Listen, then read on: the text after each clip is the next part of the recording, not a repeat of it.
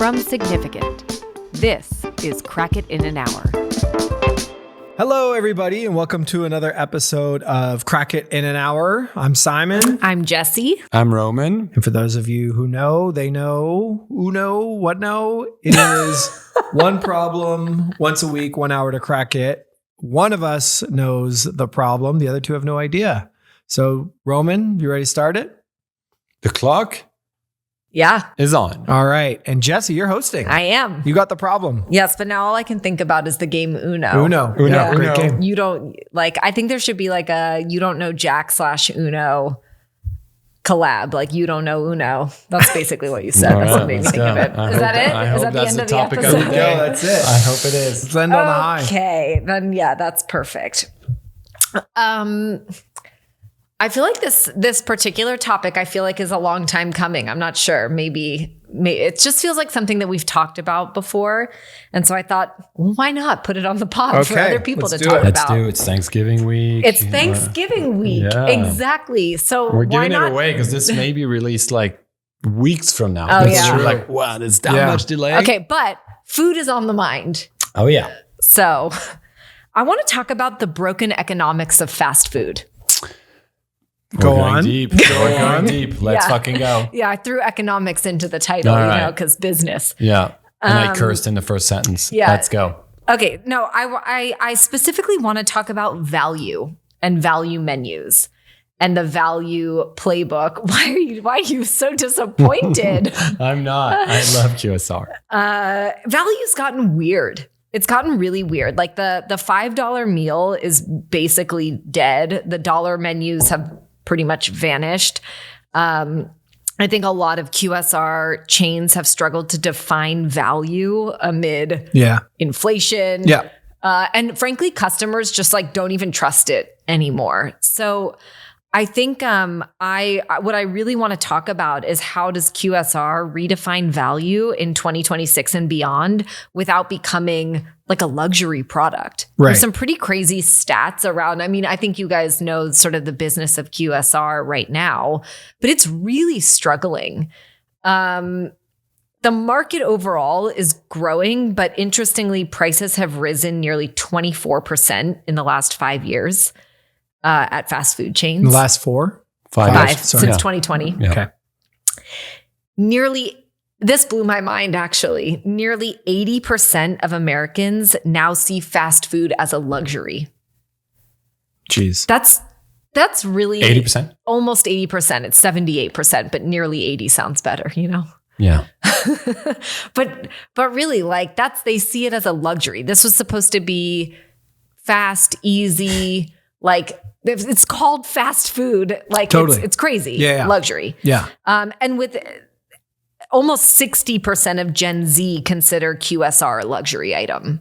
So I think it's interesting too to see how much it's affecting. I mean, obviously a lot of younger generations tend to be very squeezed by things like inflation and job market. Yeah. So it kind of makes sense. But 62% of Americans are eating fast food less because of the higher, because of the higher prices.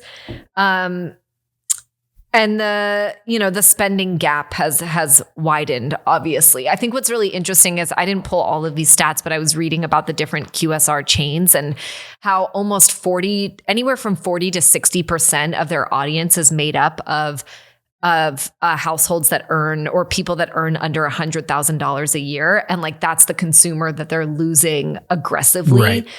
But they're making up like 40 to 60% of their business.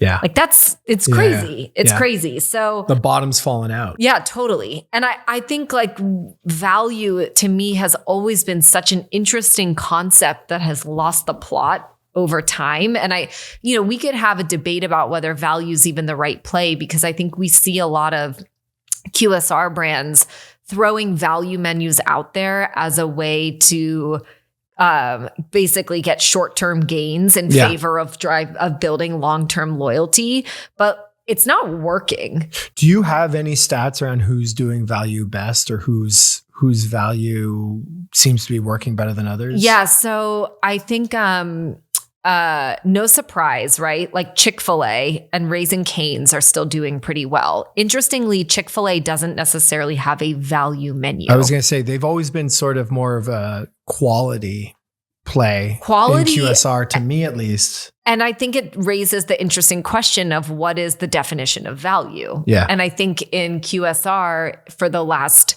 20, 30 years, it's always been about the cheap menu on top of the regular menu. But when you look at Chick-fil-A, who is consistently performing, you're like, well, there's value in the quality and the consistency. I'm not saying that's the new value playbook, but Chick-fil-A consistently rises to the top. So the question isn't reinventing the value playbook for QSR. It's like we're talking about QSR marketing in general. Because value is a component of QSR, we're not the only one, if we want to take it, I think talking about the value playbook is interesting because it's specific and it's a huge component of QSR that I think hasn't been reinvented in a very long time. What triggered my thought is like your answer to Simon's question was 2 companies that don't do value.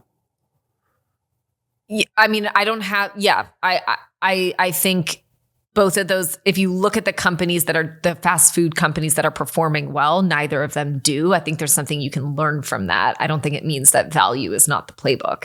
But I don't care. We can just talk about QSR overall. And with that in mind too, because like again, the case study that everyone's really points to right now, it's not actually the best value case study right now. Isn't in QSR. It's Chili's. With the 3 for me. I have a lot on Chili's. And because like should we talk about it? They seems to have done something no one else can. And there's actually a lot of interesting intricacy to this moment that I imagine you're going to talk to too, which is that basically when the bottoms of food prices accelerate, fast food really loses the ability to scream value the same way that a lot of those places can, because Chili's can make it up on beer sales and things like that. Yeah. Chili's is a fascinating case study. Like they did slash prices, right? Yeah, like that is part of what they did. They simplified, super streamlined the menu, which is if you look at back to Chick-fil-A and Raising Cane's, like 2 things that those brands do single-minded is menu. Single-minded, simple menu. Yeah. Yep.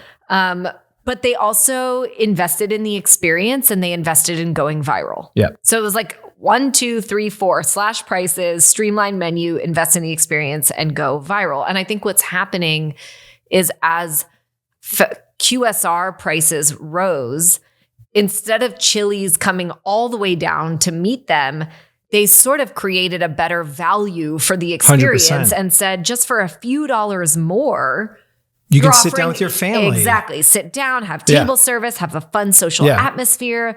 And like, suddenly it makes eating in your car look like a pretty shit deal. Okay, so this is interesting because now what you're talking about is something that it's the value playbook. And again, I'm going to overgeneralize, and if you're in the QSR business, feel free to scream into the void into the void right now. But like the value playbook for QSR, I think generally speaking, was like, how can we squeeze on everything to provide the best value on food? Yeah. And what Chili's did was they basically said like, well, that has gotten so, like, I'll just be frank, like eating inside of a lot of QSR restaurants is a pretty dire experience now, right? Like, and it wasn't always, but it has become more dire. And Chili's was like, you know what? I bet the value prop to people of decent place to hang out, they're willing to pay an extra $2 or $3 premium on that. And this is why, back to your question, I do think it's a value playbook because, one of the things that Chili talked a lot about is as they cut the menu I think they cut it by 20% is what I read in terms of volume. They also moved away from LTOs, from limited time offers. And I think that's a really interesting insight because LTO, again, I think the QSR industry is using these like flash in the pan deals and offers to try to pull people in. And Chili's was like, well, what if we get rid of LTOs and bake like the notion of abundant value into the entire proposition? Yeah. And you see it working. Yeah. But why isn't fast food, like the playbook is there? Well, I mean, I think because it's such a different playbook. Like, and again, I'm just spitballing here. I'm not pretending to be the expert, but because like, if you it's funny because you actually pointed to someone who's doing the playbook well, who isn't doing value in the traditional sense, which is Chick-fil-A. If you go and sit in a Chick-fil-A, it's a decent experience. It's a way better experience than the level of cleanliness, just functionality and everything of a typical QSR, right? And they still charge a little bit more, but everyone's willing to pay for it because it's a better experience. Yeah. And part of me is starting to wonder is like, is the QSR ultra value playbook kind of like reached the bottom? You know what I mean? Which is like at prices at what they are now, people are like, yeah, you can keep charging me 50 cents less, but the experience itself just isn't worth it. I'd rather just pay an extra few bucks. Yeah. I think it's interesting because if you look at the contributing factors of rising prices, I mean, I know that we say it all the time, we can play God, but totally. Yeah. But like, let's assume that we can't, like the rising costs of food is tough. The rising labor costs, which are important, but you can't, that also has a factor. The franchise pressure has a lot to do with it. And then delivery apps, like third-party services are adding a huge markup to everything, which also creates like a really messed up value equation in people's minds. Because if you order McDonald's on DoorDash and it costs $27, you're mad at McDonald's, you're not mad at DoorDash. Totally. And like that's a bummer. And maybe that's something to fix, but the other sort of contributing factors you can't control. So then you have to ask the question, well, what is value? And maybe this like chasing price to the bottom is not value. You bring up another really interesting point too, which is why, thank you. Is people's relationships to like, what is the modern eating behavior of fast food? Like what percentage of it is ordered on DoorDash and Postmates versus going through a drive-through versus sitting in the thing? Because right there, your segmentation would probably tell you a lot about what people are paying and how they feel about it. Yeah. You know what I mean? And there's the third thing is also the pickup, which is exactly pickup too. I think the question is what percentage of people actually eat in the restaurant. Yeah. Right. The rest is like a different experience. That's probably And I have no idea, but I have a bit of an idea, but we can't really say because we can't really share those numbers. No. So it's probably under 50. And if you like, probably. So then if you're not eating in the restaurant, I guess if you pick up, you're still getting the like lowest price possible, right? You go through a drive-through at a McDonald's, that's going to be the lowest price you can get on a McDonald's, right? Totally. Yeah. If you go to a Chili's, you get the privilege of sitting inside if you want for an extra $2. Because I imagine a place like Chili's, I bet they still do like a robust drive-through and delivery and all that sort of stuff. Not drive-through, excuse me, but pick up and delivery and all that sort of stuff as well. Chili's to go. Yeah, but there's probably a halo value effect to having a nice place to sit. Yes. Do you know what I mean? Yeah, 100%. yeah, totally. Yes, that's interesting. And I'd be curious to know those ratios for casual dining versus for QSR. Yeah. Because for casual dining, actually, my assumption is you don't go for the food, you go to hang out. You go to hang out. All right. And then you have TVs, you got fried beer, food, it's got shareable, friends. you have a beer. It's an experience. Like QSR, you really go just to get fed as quickly as you can. Is this connected to what we were talking about before with people wanting to be more in person too now? Yeah, I think it's interesting. I don't know. I'm just spitballing. No, I have thoughts on that because I think that like where my head goes is always going to be a little bit to like value versus added value.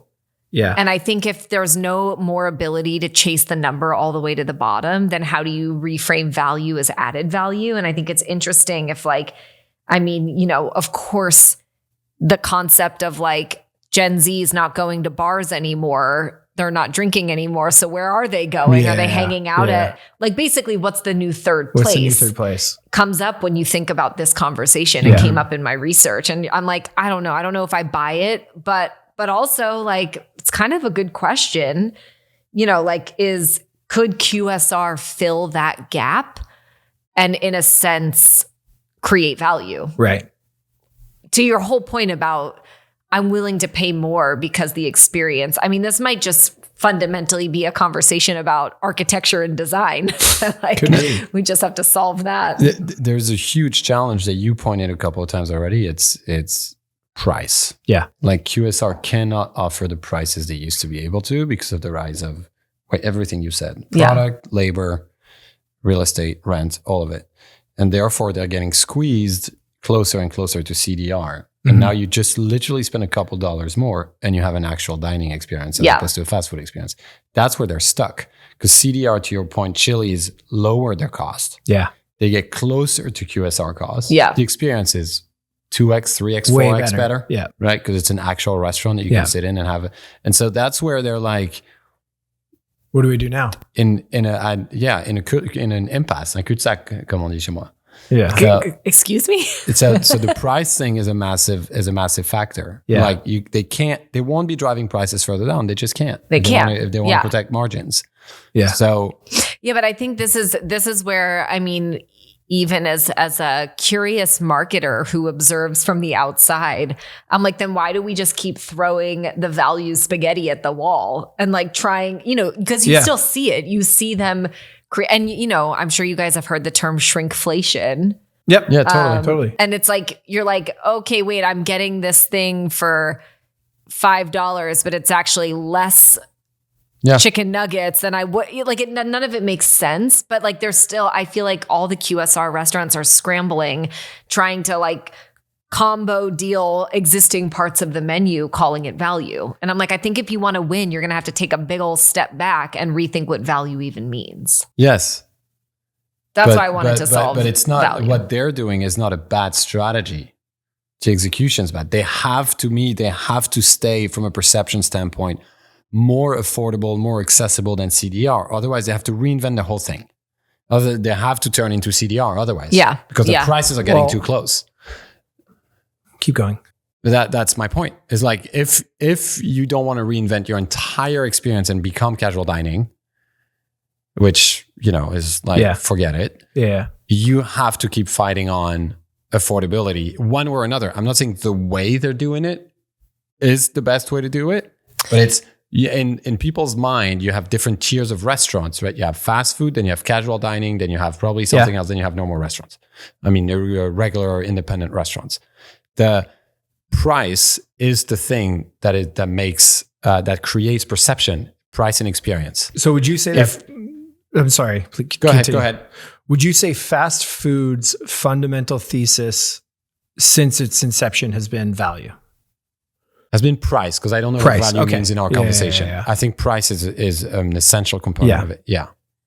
But I think this is. And sorry, I'll add one thing about that, because that's changed, because now you have different tiers of fast food. Totally. And we started talking about it. Like Shake Shack. You have entry level, and then you have mid level, and then you have premium fast food. And premium fast food is closer to casual dining, but it's called fast food because you order at a counter, but the experience inside is good. Sometimes you can actually have a beer. Yeah. Was that like Chipotle? Shake Shack. Shake Shack. You go to Shake Shack family of 5, you're going to spend $90. It's insane, totally. right? It's like, it's really expensive. Yeah. And like you go to Chick-fil-A family of 5, you're going to spend 50. Yep. Yeah. 50, 60. Yeah. And you go to McDonald's is close to that McDonald's now too. Like it's like really 40 something now. Yeah. Like it's not cheap. But you still have like kind of like 3 tiers within fast food. So like there's price, there's value as a whole, and experience is one thing, but I don't know how you compete with casual dining. What about something on top of value? Like what I mean, or price, let's say. Because like to me, this is like, if again, playing God for a second, like if we were like, okay, let's invent a QSR where the strategy is, we're not going to have a menu. We're going to have drops, and every month there's going to be a new drop. It's going to be limited edition, and you got to get there and try it and taste it before anyone else. And if you don't, you could still use, cheaper ingredients, put together lower cost products and things like that. You've planned ahead, but people don't know you've planned ahead. And then you're just essentially it's a brand, and that's interesting brand lever to play. You know 100%. What I mean? That allows you to add a little bit of. I mean, like the secret of drop culture is basically the illusion of scarcity. Yeah, totally. You know what I mean? Totally. As a driver of your brand. Yeah. I think innovation in QSR could take a different meaning. Yeah. That's to me, that's where the opportunity is, because the ones who've been doing it well are very good with reacting to culture. Like Taco Bell.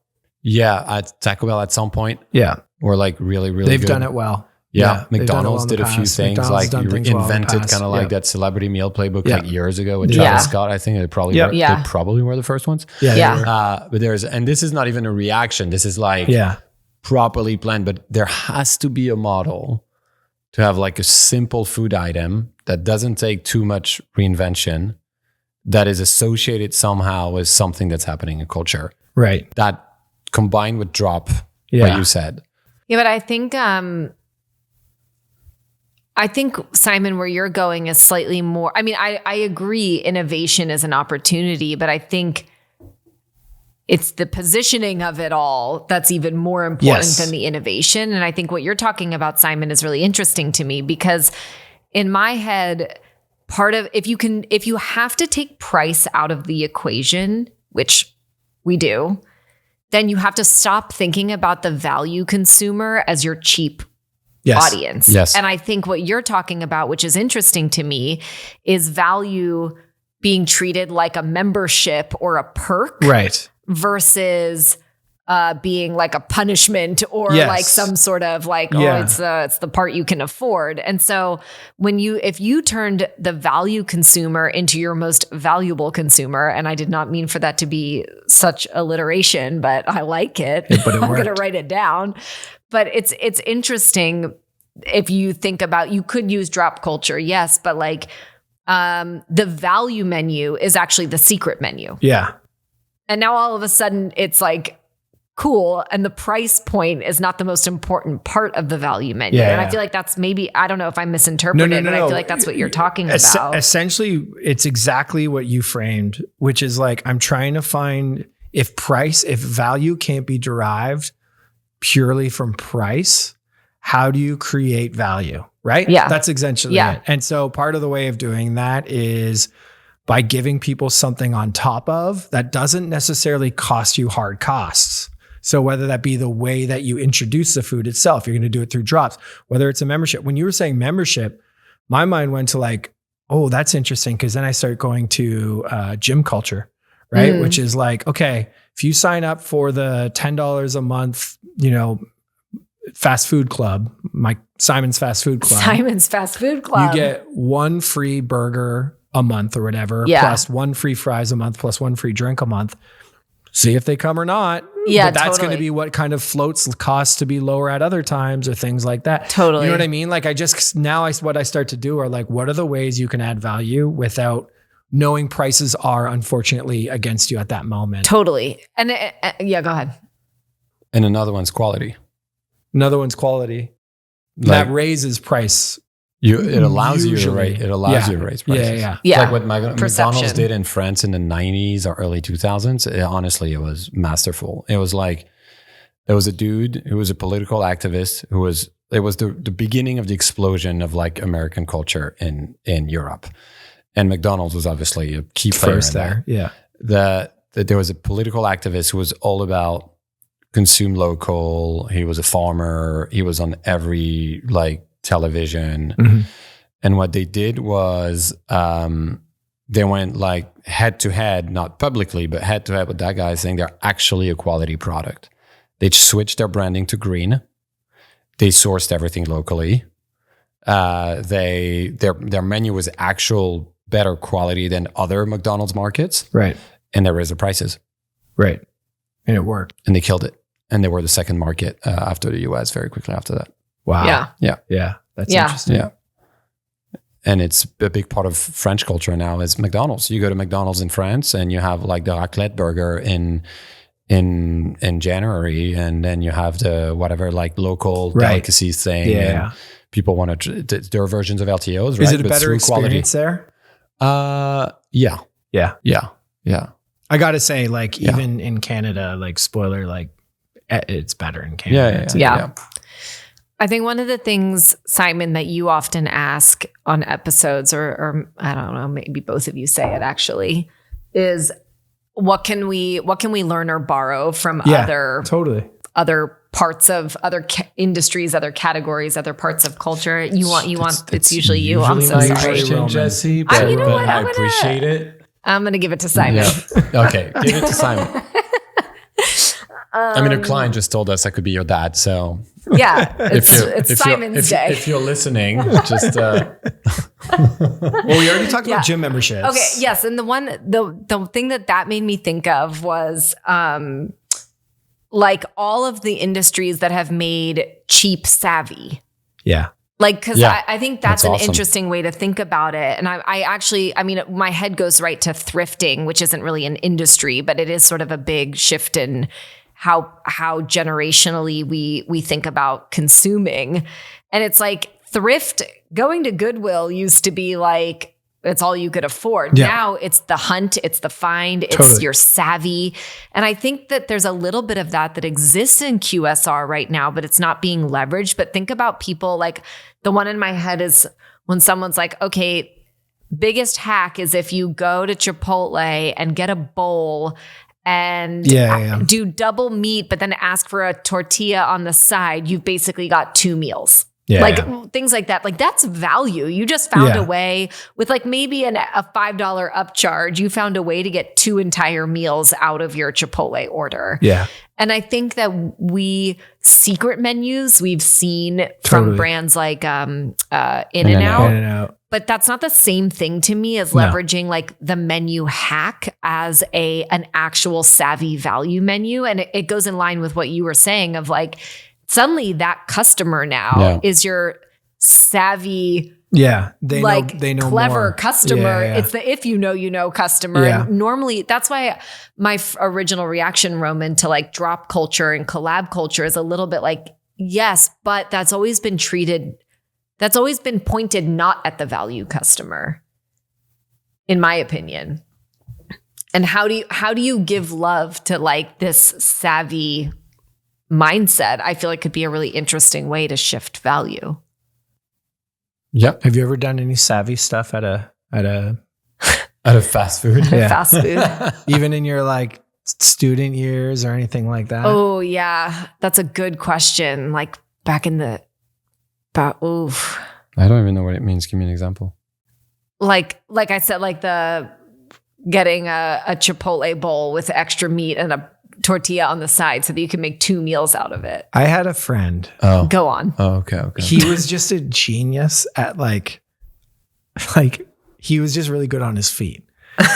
And so like what he would do is like he would ask for something a little off. This is like classic university stuff. But like he would ask for like a thing but a little bit off. Like he'd be like, "Can I get a quarter pounder but like the pickles on the side?" Something like that. Bad example. And then he'd get it. Literally half the time, there'd be pickles inside it. And he'd go like, "I asked for pickles on the side." And they'd be like, "Okay, sorry, let me replace that." And you go, "Wait a sec, are you going to throw that out?" And they'd be like, "Yeah." He's like, "I'll take it, but can you also give me the one with the no pickles on the side?" Oh, I saw him do it like billions of times. That's like, so good. And he just like constantly... like just as like poor student finding a way to get ways. Yeah. There's someone we used to work with who once told me the biggest hack at Chipotle is a kids menu. Oh yeah, that's interesting. Yeah. And back in the day, my kids were younger, and I wouldn't take them to Chipotle. Now we go on a regular basis, and the kids menu at Chipotle is fantastic. Yeah, I've ordered cheap. It since you told me that, and it's actually not that small. Kids menus are a good hack. Yeah, it depends. McDonald's is tiny, right? Like you get a Happy Meal, like tiny. But Chipotle, like you pick your protein, you pick your vegetable, you pick your carbs, you get your tortilla, you get your drink, and you're like, wait, what? This is for a kid? Yeah, and you pay like $6. The kids menu at Sweet Green also. Oh yeah, not bad. It's good, not bad. Yeah, so that's a hack. Kids menu. No, my everybody hack, order kids menus. Order the kids menu. Value. Are you a kid at heart? That's what they should do. Could you up the kids menu to be something else and make it a value menu? No, but that's a good one. What you just said. kid at heart? Are you a kid at heart? Are you a kid at heart? Order it anyway. Yeah. Just invite people like to that's order the it. thing is Yeah. I think QSR is operating in such extreme silos in terms of their own menus. Like this is the value menu and this is the kids menu. And I think back to what we were saying at the beginning, Romain and I agree, like these companies have to basically just take their menus and rearrange them in new ways to try to sell people. But there's so much being left on the table in terms of how you can signal value in ways that feel savvy or interesting or invite you to look at a part of the menu that you never looked at before, the kids menu. Yeah. It's just crushing price is just, it's you can't just, do it. We all know where that's headed. But you have to communicate value somehow because it's the basis on which QSR was built on. You can't just be like, you know what? Forget the value thing. Burgers are just great. Burgers are great, right? Yeah, it's not going to work. Like then I'll just go to a place that makes great burgers. Totally. No, my biggest hack in college was working in restaurants and then I befriended all the chefs. And then at the end of every shift, they'd be like, do you want me to make you something? I'd be like, oh my God, yes, that'd be so great. That's how you eat for free all through college. That's good value. Good. Yeah, good value. I think friendship gets you fed. I think one QSR brand needs to hop on the trend, the chop of over optimization of wellness culture. Like people are now openly saying they're sick of multi-trackers. Jesse went on a rant yesterday to all of us about how mad she got at all of her trackers during the weekend. There's too many things tracking you, Jesse. And they're not talking to each other. It's all over the internet. Like people are like, just leave me alone, Apple Watch, like Whoop, 8 Sleep, Oura Ring. Like you have all those trackers. And at some point you're like, why am I doing this? And people are increasingly admitting they're doing this so they can have a beer at the end of the day, so they can have a burger on Sunday. Totally. Like someone needs to find a way to hop on that trend. Actually, your number of steps can reduce the price. Okay, wait. Actually, I saw that one of the craziest things in where was it? Malaysia, maybe somewhere. Have you seen the restaurant that has the different width doors to walk through, and whatever door you can fit through reduces the price of your ticket at the end. So the bigger you are, the more you pay full price, but the smaller you are, it's like reduces it by 70%, 50%, 30%. Really? And you have to fit through it facing like fully, you can't slide through sideways. That's wild. And it's crazy. And I was reading about it like a couple days ago and I'm like, that's insane. But honestly, what is the point from the restaurant's perspective? I have no idea. Other than to shame people. No, it's sending a message that you need to watch your intake of Is it a health food high restaurant? calorie foods. I think it is sending actually an interesting It's message. an interesting message, but I know I think the execution is like very like discriminatory and shameful. But the message I think they're trying to send is. But the idea of it being tied to a reward, essentially, of value, was interesting. So when you said that, it made me think of that restaurant. Yeah. But yeah, like if BOGO Friday if you run 15K. BOGO Friday if you run 15K. All right. No, that is so crazy to think about a tracker being tied to QSR because it seems completely like contradictory. Yeah. But it is, to your point, many people work out so they can. Yeah. Who's subsidizing your meal then? Is it like for example, like if it was like you go for a run, I'm just trying to figure out if you could pull that off. The economics. Yeah. Like, is it like the shoe company because you're wearing out their shoes? Yeah, so you maybe have to do it as like a brand partnership where exactly the cost of the partnership subsidizes it. McDonald's Nike partnership work. Yeah. It's Hoka X Apple Watch X McDonald's. No, no. It's probably Oura, not any other ones, because they're the first ones who are like slowly getting to like, hey, just live your life. Just live your life. Yeah, exactly. You're not doing this to be like Cristiano Ronaldo. Yeah. And it's the food brand. It's the QSR. The other ones who are like, what they want is traffic. Right. So get people in, get people to try something new, get people to whatever. It is true because the category is growing, right? QSR is not as a category, but same store sales among almost every brand that I looked at are down. And I imagine that would lower costs if they were up. Well, to Roman's point, traffic is critical. And normally, if you can drive traffic to QSR, people will usually spend up from what they intend. Like you get there and you're like, I'm going to get even if you were going to walk in and get the $5 meal deal, and then you're like, well, but I'm here, so maybe I'm going to get a milkshake too. You're going to like up spend once you're there, or come back if you had a good experience. So if you can get the and that's why I think that's why QSR is using LTOs and value menus, because they're trying so hard to do anything to drive traffic. It's not like value menu sales are huge revenue generators. I think it's all about traffic driving. I also don't know, and literally don't know, have zero data, how good of a job they're doing at like really slicing up their audience. Because like shift workers. Yeah. Right? Yeah. I think maybe we had that conversation once in our Keep going. careers. Yeah. But like, What are their needs? what are their needs? Yeah. Right? Yeah. So what's up That's a good point. at 7 a.m. for a shift worker? Yeah. Technically, your circadian rhythm is probably telling you you're craving a Big Mac more than a pancake. Yeah. I think I've told you guys this story, what but if you had like a specific? Here's a shift worker menu. You're gonna have a Big Mac and a Sprite and fries at 7 a.m. If you whatever, you see what I mean. There's something probably, and this shift worker is just an example. I'm sure there's plenty of other ones, like micro segments that could be interesting too. I think I told you guys this story, but my sister is a nurse who works the overnight shift, and she's tells me that more often than not, when she is done in the morning at like 7 a.m., all she wants is a steak. Yeah. And there's like nowhere to get a steak at 7 o'clock in the morning. And it is so interesting to me that like everybody's obsession is with day part and occasion and the treat moment versus the dinner moment. And it's like, actually all of that is completely jumbled if you think about audiences. How many people, I think that's why everybody jumped on the girl dinner trend for a second, but didn't really understand that that was indicative of many other opportunities. Because girl dinner was basically like, I don't want an actual meal. I just want to compile a bunch of snacks that I like. I'm going to have some fries and maybe something. And so then everyone was like, oh, it's girl dinner. I'm like, yeah, totally.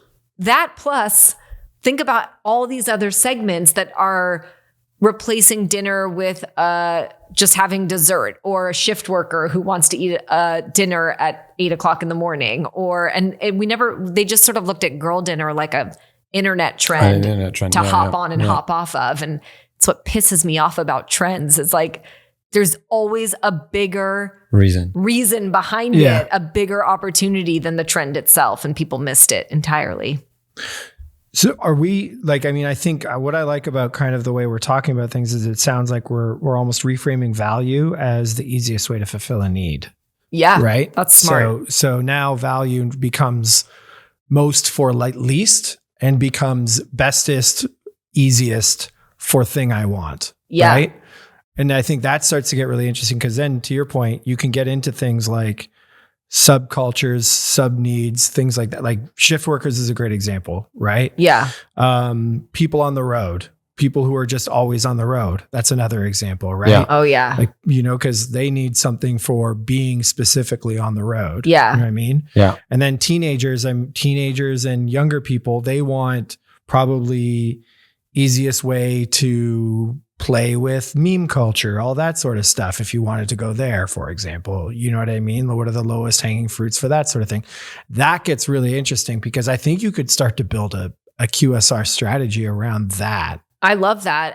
And back to what you said maybe 20 minutes ago, Roman, then your innovation strategy off of that gets far more interesting and targeted. Yeah. Because it's not just innovating based on like, okay, spicy is the new thing. Totally. And it's like, sure, you can incorporate spicy, but that's not your go-to-market. No. Your go-to-market is through the lens of the value playbook. Yeah. And the value playbook is all about fulfilling a need. Yeah. Bada bing, bada boom. And then you have something that feels QSR solved. then you have something that feels really interesting and repeatable too for QSR, like that. Right? Because I think that's it. Like, I mean, inherently, let me flip the chili thing. Let me flip the positive into a negative.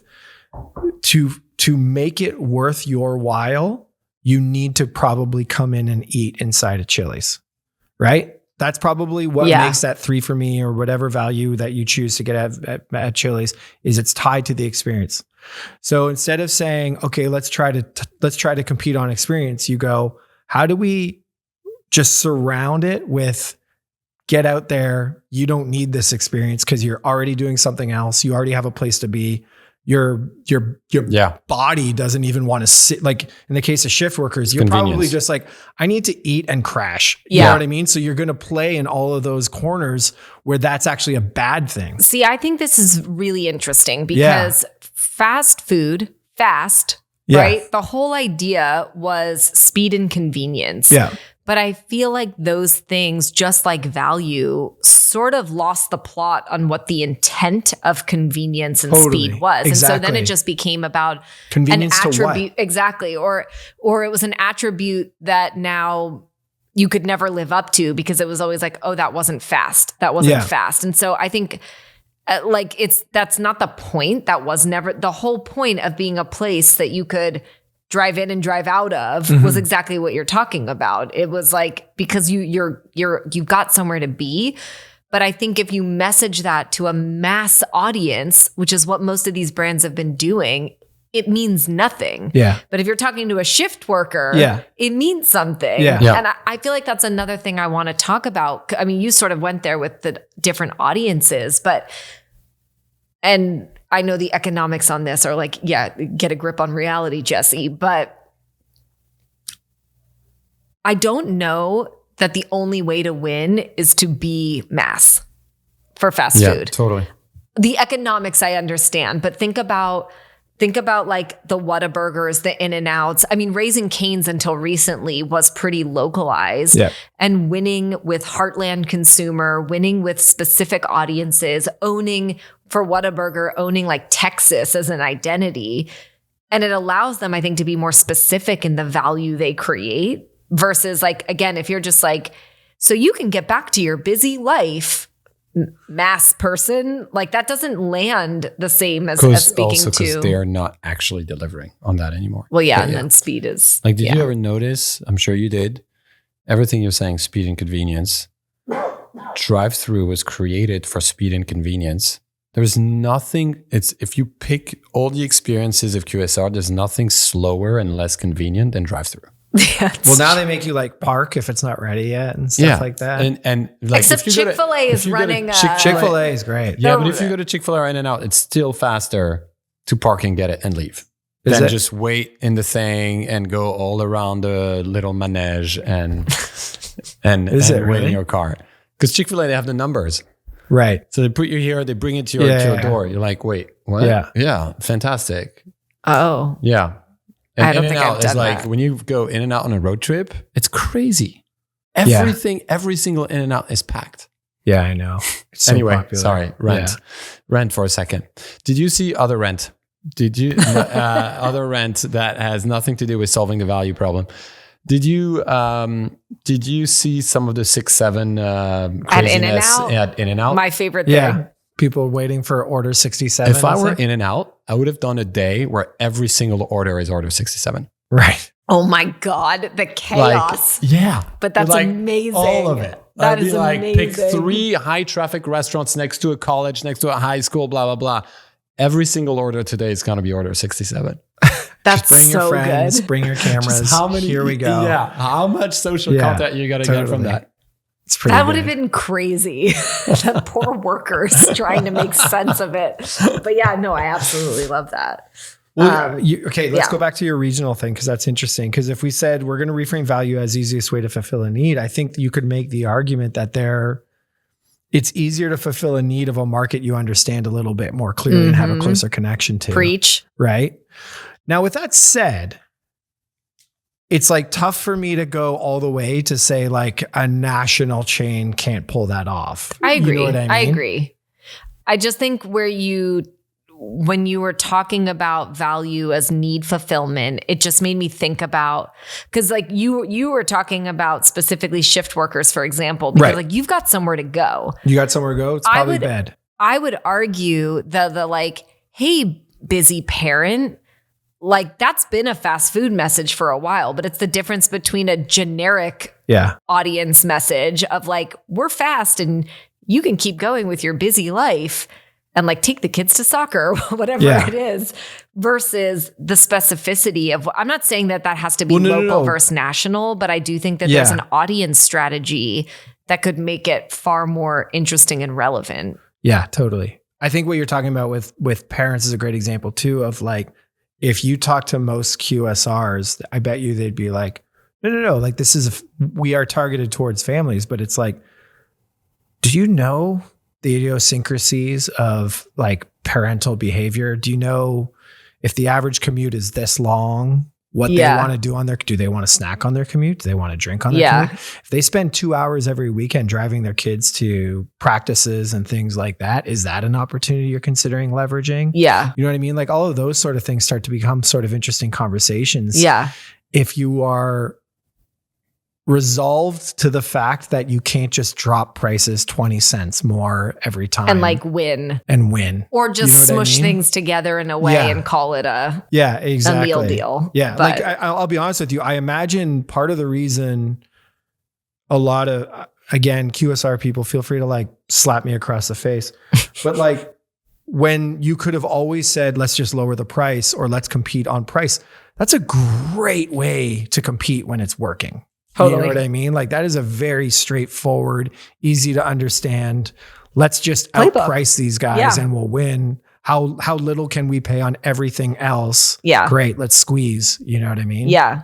I think that's where, and I have no idea, but I imagine it's when the market got a little muddled when price and innovation became equally as important. And it was like, you had to feel like, I can just imagine from the perspective of QSR that they're like, well, we have to always be innovating. And the only thing that people want is like cool, weird, interesting, different new stuff. But, we also have to like meme food, but also keep prices down. And I think those two things just keep crashing into each other. I'm sure that's not the crux of the problem, but I can see where there's a really big challenge in that. And I like the way that we've talked about specificity allowing you to innovate more intentionally versus just chasing the trend, which I think is cool. I forgot to do my favorite poll. Go for it. Just like, okay, I want to know your favorite fast food and your least favorite, the one that you will not go to. Ooh, that's a tough one. Like we're talking like, we're not talking, to be clear, we're not to the favorite one. No, we're not talking about high end. We're not talking about like Shake Shack, right? Like we're talking like any fast food, low-end fast food. I think any fast food, QSR. It's just got to be QSR. Okay. I do really like Shake Shack. I think Shake Shack's great. I think Shake Shack's great. I have a soft spot for Chipotle, if I'm being totally honest too. I eat pick it like one. Is Chipotle QSR? Yeah. It is? I would assume so. Yeah. Oh, okay. I did not know. I thought it was a different kind of category with another acronym. And then like ones I can't speak to because I don't go to them enough is like I've been to a Whataburger and I thought it was fabulous. You know what I mean? Yeah, and like there's like a few times I've had a few things that I've been like, oh, that's really great. That was delicious. Yeah, you know what I mean? Okay, I see we are avoiding the one we don't like. That's okay. Oh no, I can talk to it. I don't know the one I don't like because I've never tried it because there's many that I will never set foot in. And so the one because there's so many options. Why would I waste a QSR credit on something that has a bad reputation? So fair enough. I go to Chipotle a lot. I love Chick-fil-A. I love In-N-Out. I think this would be my three. I think Shake Shack is overhyped. I'd rather go spend that kind of money to an actual local burger place like The Window in LA is my go-to, which is cheaper than Shake Shack and like better quality to me. But okay, I'm with you. Instead of ones you dislike, what are ones you haven't gone to because of the reputation? Carl's Jr., Jack in the Box. I've never been in a Burger King in the US, I think. Maybe once. I barely go to McDonald's in the US. I've probably been once or twice when literally you're like Subway. I don't go to. Subway's an interesting one. Man, Subway had such a moment. QSR? I don't know. Totally. Subway's like one of the most fascinating stories to me. I don't know it at all, but I'm like, I don't crave like a literally a sweet sandwich when I want QSR. You see what I mean? So I'm like, Subway. I have like I love subs.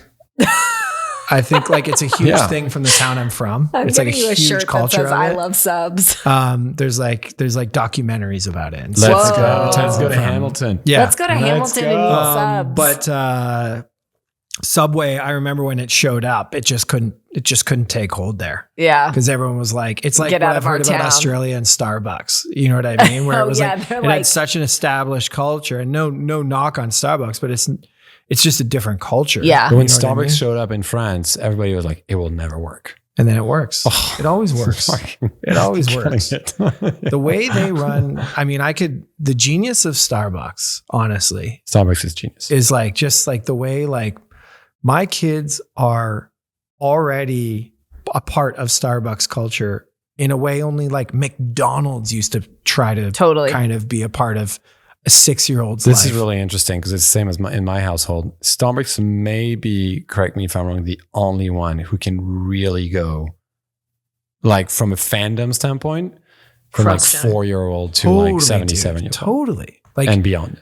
Like it's like it starts with the cake pops, and then it's going to be like the crazy lemonades, acai and then it's like berry lemonade, totally, and then you get to like the chai latte, and then the frappuccino. I have all of this. I have all of these are on the family order. What about you, Jessie? Favorite QSR. Yeah. I actually eat Chipotle like 1 or 2 times a week. I love. I eat it for dinner often, and then I told someone something about Chipotle, and they like buried me about it. And then 3 years later, they're like, you're right. And I felt so good about it. Can I tell you what it is? Yeah. Go on. No, but you only can tell us what it is and who it was. I can't tell you who it was. But basically what I said was, I was like, the thing about Chipotle that no one wants to admit is that most of America doesn't have very good Mexican food. And Chipotle would easily be the best Mexican restaurant in most places in America. Whoa. Okay, that's going to make it into a clip. That's a hot take. And it's a hot take I agree with. And I think I agree with you. I think Chipotle is the most underrated QSR in America. I really do. I think the value for money beats everyone else in terms of like, not like literally the quality of the ingredients. Yeah. Beats everyone else. Mm-hmm. Like it's the go-to. When it's in an airport, you're like, oh, amazing. Oh, you know what I mean? Like it's like airport food. The best airplane. I know we've just fully lost the plot here, and it's fine because we're like, that's great. We love losing the plot. But in the Baltimore Washington airport, BWI, there's a Chipotle there, and that Chipotle and only that Chipotle used to serve breakfast. Really? They did breakfast bowls. I mean, you could do a breakfast burrito. Yeah, breakfast burritos and breakfast bowls, like literally and they eggs. Moved away from it.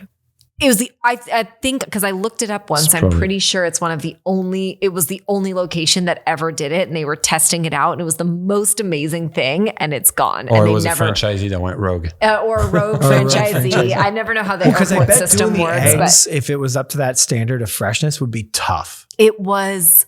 Yeah. Like imagine rolling up to the airport for a 7 a.m. flight, at like 5 o'clock in the morning, and you get Chipotle breakfast. Are you kidding me? Yeah, that's fantastic. It was divine. Yeah. But Arby's is the one that I won't set I've never foot in. been. That's one. Oh, really? Another one. I've been, it's like one of those ones where I'm like, someone took me, like it in a weird way. It's like I don't have any problem with it. I have an irrational reason. Maybe it's not totally irrational, but I think for me, half the reason I'm going to eat fast food is for French fries, and I despise curly fries. You don't like curly fries? Absolutely, best way to ruin a potato. Really? Awful. I thought it was gratin, the best way to ruin a potato. That too.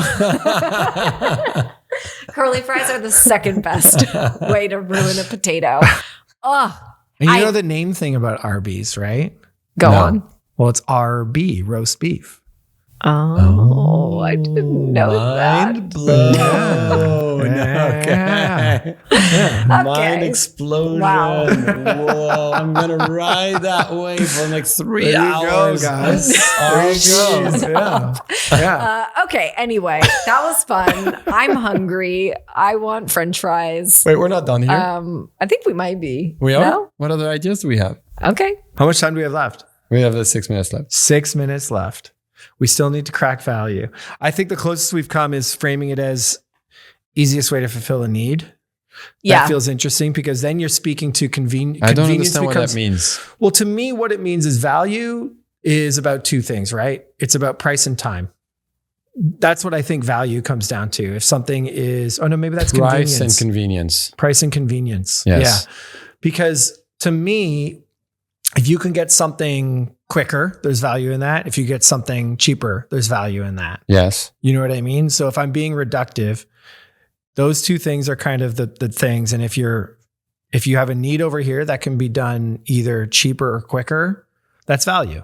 No, but I think you defined Oxford it. Dictionary definition, not actually how we're going to solve it. I think you defined it differently before, which was more interesting, which is value is value to me. If I'm a shift worker and I want dinner at breakfast time, it is a value to, like, for a QSR restaurant to then go, you know what, we're going to do half price burgers before 10 a.m. Then right. You're like, okay, that's literally the same thing as what QSR does right now, which is take the existing menu and be like, Thursday, BOGO. Yeah. And you're just like, I don't know, before 10 a.m. BOGO. But you're serving a need to an audience that maybe price and convenience is typically how they would see value, but you can no longer compete on price and convenience. Yeah. So you have to find other ways to create value. I think for me, that's like the biggest takeaway of this episode is you have to take price out of the equation now. So how are you going to create value somewhere else? Yeah. And you can do it through more interesting audience segmentation and serving the needs of those audiences. Once you've identified those audiences, you can think of innovation that's more interesting and specific instead of just chasing trends. Yeah. You can also then treat that audience as not a cheap audience, but a valuable audience and think about turning it. I liked where we were going with savvy and membership programs and thinking about like actually the value menu being the secret menu. Yeah. Like it's literally just a reframing of the secret menu and the value menu, but suddenly you as a customer feel special instead of feeling like value is like a shame to wear. Yeah. It's not cheap, it's savvy. Yeah. I know I'm basically recapping us, but I don't know. I think how you defined it before was not just price and convenience. It was actually taking those things out of the equation. You know, it's another one that I've always thought about too, which again, I don't know the calendar. I'm not in CSR. QSR, excuse me. Is everyone I know or used to, the biggest day you order fast food is when you're hungover. Totally. Why don't they do things around New Year's Day when most people are hungover? That feels like a great opportunity to do something very specific to help fulfill a need. You know what I mean? That's interesting. Hangover. It is. I would love because you could build a calendar off of that. Well, it's interesting because I feel like every QSR. I'm generalizing, but I would imagine every QSR restaurant wants to win family. Yeah. So they're afraid to win hangover. Well, which is we have that's proving both your points or maybe contradicting yours. We have a family tradition on Jan 1st. We go to In-N-Out. There you go. See? There you go. Yeah. Perfect. As a family. Yeah. Yeah. But you're speaking to something that I think goes straight at our thesis, which is like perhaps the way they're looking at families is even outdated. Like, spoiler exactly alert, what I was going to say. Like, parents drink. Exactly. You know what I mean? That's like, where I was going. That's a key component of my parenthood. Yeah. You know what I mean? And all so you parents out there, just look in the mirror.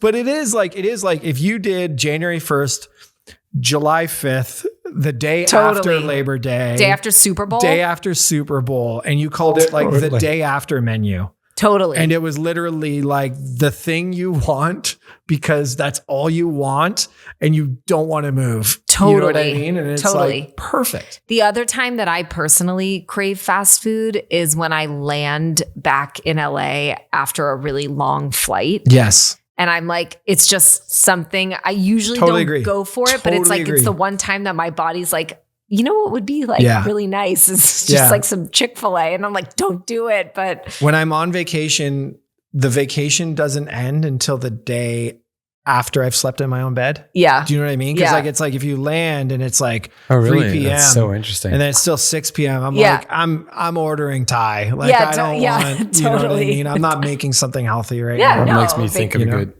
episode on vacation. Yeah. Yeah. More vacation talk. Yeah. All right. You ready to wrap this up, or are you wrapping us up again? No, I think I've wrapped us up. All right. I think I'm ready to eat French fries. Let's go. Simon, what do you think? Did we crack it? Like we didn't crack it in the way that I'm not like, and here's the menu. You know what I mean? But like, I think we're onto something interesting, which is like, again, I would love to hear some feedback on this episode and how off I was. But this idea of an easier way to fulfill a need as the opportunity for value. Staying on this feels. Didn't we just debunk that? No. We went back to it. We just because the easier way to fulfill a need to me is just like food. It's an audience strategy, but it's an audience strategy. We're perfect for that thing you need it for. Yeah, but like, but that's how you reframe it as opposed to just the cheapest period. You know what I mean? And you go after niche needs, so to speak. Yeah. You know what I mean? That starts to get kind of interesting. Yeah. And kind of looking at things through that lens, I start to go like, oh, okay. I start to see opportunity, but like, I don't think I can say like I cracked value for QSR. And Roman? Oh, I think we stayed like space level. Like we were so high from like actual tangible things. Cool. My answer would be no, we didn't crack it. Awesome. Yeah. Cool. Were you? No. Cracked it or not cracked it? No, I don't think we cracked it. I think it's a tough one. I think value equals price, and price is, you have to take it out of the equation. So what do you do? How do you do tough. that? It's tough. But I really do believe there are ways to create value. And that is what I would, that is where we started. And I do think we have some interesting starters. And that would be my like call to arms to QSR, which is like, stop thinking about the value menu and start thinking about how to create value. We'll build brand. Like, I mean, I don't want to say it because I know we know that world well, but like, that's a lot of what we're talking about, right? Like but even that's just wrapper. I'm like, create value. But, I mean, the 5 things you mentioned about Chili's, that's probably where the 5 things where we should have started. Exactly. Borrow the playbook. How they, Yeah. Cool. There's a lot of intangible value you can add to. Yeah. That's all I was getting at. Yeah. Thank you all for listening. We'll see you next time on another episode of Crack It an Hour. Bye. Bye. Thank you for listening to another episode of Crack It in an Hour. If you like the show, please don't forget to rate, review, and subscribe wherever you listen. If you have questions, thoughts, or feedback, shoot us an email at hello@crackitpodcast.com or on Instagram @crackitpodcast. Music done by Michael Anastasi, cover art shot by Mick Mint, and all things audio and video taken care of by Nathan Nash. See you next time.